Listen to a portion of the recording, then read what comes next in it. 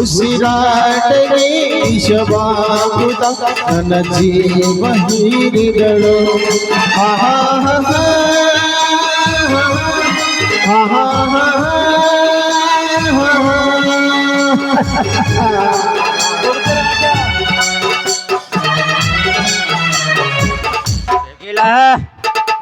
ಶಕೀಲ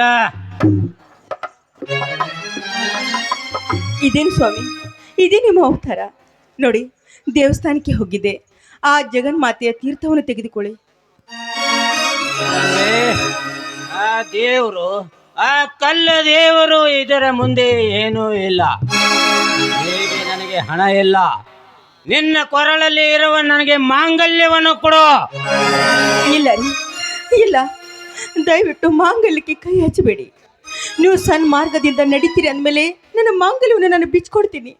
ಆದರೆ ನೀನು ಆ ದಾರಿಗೆ ಹೋಗೋದಿಲ್ಲ ಅಂತ ನನಗೆ ಚೆನ್ನಾಗಿ ಗೊತ್ತು. ಹೇಗಿರುವಾಗ ನಾನೇಕೆ ನನ್ನ ಆಭರಣವನ್ನು ಬಿಚ್ಚಿಕೊಂಡು ನಿಮಗೆ ಕೊಡಬೇಕು? ಇಲ್ಲ, ನಾನು ಕೊಡುವುದಿಲ್ಲ. ಒಮ್ಮನೆ ಹೇಳುತ್ತಿರುವೆ, ಕುಡಿವೆಯೋ ಅಥವಾ ನಿನ್ನನ್ನು? ಇಲ್ಲ, ನೀನು ಏನೇ ಹೇಳಿದ್ರು ಕೂಡ ನಾನು ಮಾತ್ರ ನನ್ನ ಮಾಂಗಲ್ಯವನ್ನು ಬಿಚ್ಚಿ ಕೊಡುವುದಿಲ್ಲ.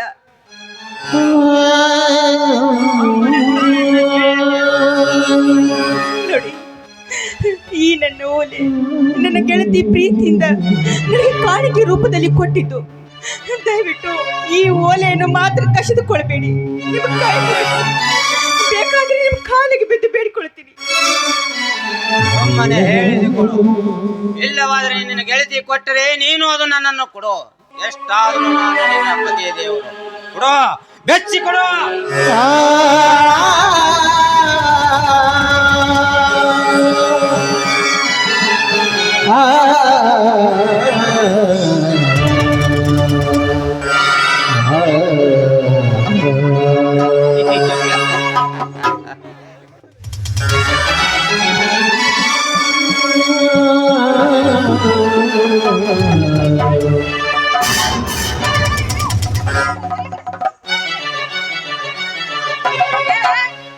ಎಲ್ಲ ಸಣ್ಣವಾಗ್ಬಿಟ್ಟಲ್ಲ ಮೈ ಹಿಂಗಾಗ್ಯಾವ ಇವು. ಯಾರು ಹೇಳೋರ್ ಕೇಳಿ ಹಿಡ್ಕೊ ಬಾ, ಇಲ್ಲ ಅವನ ಹಂಗ ಬಡಿದೆ ಹುಡುಗಿನ ಪಾಪ ಹಂಗ ಪಡ ಪಡ ಹೊಡಿತಿದ್ದಿ. ಯಾಕೆ ಬೇ ತಂಗಿ, ಯಾಕೆ ಅಳಕತ್ತಿ? ಏನಾಯ್ತು? ಯಾರವ್ರು? ಬಾರಮ್ಮ, ಅವರು ನನ್ನ ಗಂಡ. ಏಯವ್ವ, ಬೇರೆ ಯಾರು ಸಿಗ್ಲಿಲ್ಲ ನೀನು? ಅಲ್ಲ, ಹೋಗಿ ಹೋಗಿ ಇಂತ ಕುಡುಕ ಗಂಡ ಕೊಟ್ಟಾರಲ್ಲ ನಿಮ್ಮ ಮನೆಯವ್ರಿಗೆ ಬುದ್ಧಿನೇ ಇಲ್ಲನ? ನೋಡಮ್ಮ, ದಯವಿಟ್ಟು ಹಾಗೆಲ್ಲ ಮಾತಾಡಬೇಡ. ಅದೆಲ್ಲ ವಿಧಿಯ ಆಟ. ಆ ವಿಧಿ ಕೈಗೆ ನಾನು ಸಿಕ್ಕೊಂಡು ಬಿದ್ದು ಚಿಂತೆಯನ್ನು ಅನುಭವಿಸ್ತಾ ಇದ್ದೀನಿ. ಹೀಗಿರುವಾಗ ಯಾರೇನು ಮಾಡೋದಕ್ಕೆ ಸಾಧ್ಯ? ನೀನು ಹೇಳ. ಅಲ್ಲ ಯವ್ವ, ಬುದ್ಧಿವಂತಿಕಿದ್ದಂಗ ಅದೇ, ಅದಕ್ಕೆ ಯಾಕೆ ಸಿಕ್ಕೊಂಡ್ಬಿಡ್ಬೇಕು ನೀನು? ದೂರ ತಳ್ಳಬೇಕಿಲ್ಲ. ಅಲ್ಲಿ ನಿಂಗೆ ತಂದೆ ತಾಯಿ ಅದಾರನಿಲ್ಲ ನೋಡದ ಮಂಗೇನಂತ ಹೆಂಗ್ ನಿಂತ ನಡ್ಬರ್ಕ ಕೆಸವಾಯಿ ಹಿಡ್ಕೊಂಬೋಗ ಅವ್ನು ಹೋಗಿ ಅಲ್ಲಿ ಇದ್ದಾರಮ್ಮ. ನನ್ನ ತಂದೆ ತಾಯಿ ಎಲ್ಲರೂ ಇದ್ದಾರೆ. ದಯವಿಟ್ಟು ಅವರನ್ನು ಮಾತ್ರ ಬಾಯಿ ಬಂದಾಗೆ ಮಾತಾಡಬೇಡ. ನನಗೆ ಕಷ್ಟ ಬಂದಿರೋದು ಅವ್ರಿಗೆ ಯಾರು ಗೊತ್ತಿಲ್ಲ. ನಿನ್ನ ಗಂಡ ಹಂಗ, ನನ್ನ ಗಂಡ ಹಿಂಗ, ನಮ್ಮಿಬ್ರು ಹಣೆ ಬರ ಬಾಳ ಕೆಟ್ಟಿದ್ದಂಗದಿ. ಅದು ಕೂಡ ಮನೆಗೆ ಬರೋದಿಲ್ಲ. ಈಗ ಮಕ್ಕಳಾಗಿಲ್ಲ. ಈ ತಿರ್ಬೋಕೆ ನನ್ನ ಮಗ ಬರೇ ಹೋಗಿ ಗುಡೆ ಬೀಳ್ತೈತಿ, ನಾನು ಮಕ್ಕಳಾಗಿಲ್ಲ. ಮುಚ್ಚಬಾಯ್, ಅದಕ್ಕಿಂತ ಕಡಿ ನೀನು ಪಾಪ ದಾರ ಕುಡಿದ್ರು ಹೋಗ್ಲಿ ಬಿಡು. ಯವ್ವ, ಯಾಕೆ ಅಳಕತ್ತಿದಿ? ಚಿಂತೆ ಮಾಡ್ಬೇಡ, ಸುಮ್ಮನಿರು. ಒಂದು ಕೆಲಸ ಮಾಡಿ, ಆಕಿ ಒಂದು ರೊಕ್ಕ ಕೊಡು, ಬಸ್ ಚಾರ್ಜಿಗೆ ಹೋಗಿ ಅವ್ರ ಮನೆಯನ್ನ ಕರ್ಕೊಂಡ್ಬಂದು ಅವ್ನ ಗೊತ್ತಿ ಬುದ್ಧಿ ಕಳಿಸ್ಲಿ ಅವನಿಗೆ. ಬೇಡಮ್ಮ, ಬೇಡ. ಬೇರೊಬ್ಬರ ಹಣ ನನಗೆ ಬೇಕಾಗಿಲ್ಲ. ದಯವಿಟ್ಟು ನಿಮ್ಮ ಹಣ ನನಗೆ ಕೊಡಬೇಡಿ. ಅಲ್ವೇ, ನೀನ್ ನೋಡ್ ಅಕ್ಕನು ಬೇಡ ಅಂತಿದಿ, ಮನೆಗೆ ಹೋಗಕ್ಕೂ ಒಲ್ಲೆ ಅಂತಿದಿ, ಮತ್ತೆ ಹತ್ಕೊಂತ ಇಲ್ಲೇ ದಾರ್ಯಾಗ ಕುಂದಿರ್ತಿದ್ದೇನು? ಅವ್ರ ಮನೆಗೆ ಕಳಿಸಿ ಬಾ, ಹೋಗು. ತೆಗದ್ರ ತೆಗಿ ಹೊರಗೆ, ನೀ ಬರೀ ಕೈ ಇಟ್ಕೊಂಡು ನೋಡೋದ. ಹೋಲಿ, ಒಂದು 5 ರೂಪಾಯಿ ಕೊಡ ಎಮ್ಮಗ. ತುಂಬಾ ಉಪಕಾರವಾಯ್ತು.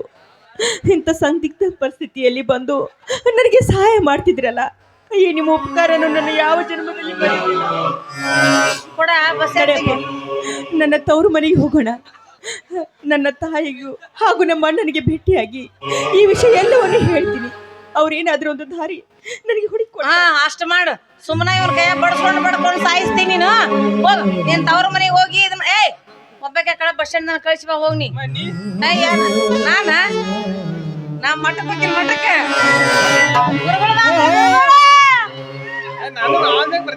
ನೀ ಕಳಿಸಿ ಬಾ, ನಾ ಹಿಂಗ್ ಹೋಗ್ತೀನಿ. ಯವ್ವ, ಊಟಾರ ಮಾಡಿ ಇಲ್ಲ? ಇಲ್ಲಮ್ಮ, ಇವತ್ತಿಗೆ 3 ದಿನ ಆಯ್ತು, ಊಟನೇ ಮಾಡಿಲ್ಲ.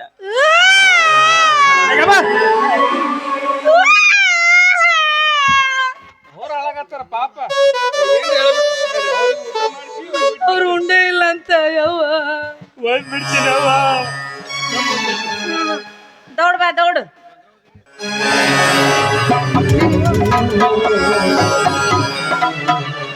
ಗಂಡ ಅಂದ್ರೆ ನಾನು ಗಂಡನಾಗಿರ್ಬೇಕು. ಯಾಕ್ರಿ ಸುರೇಶ್ ಅಣ್ಣ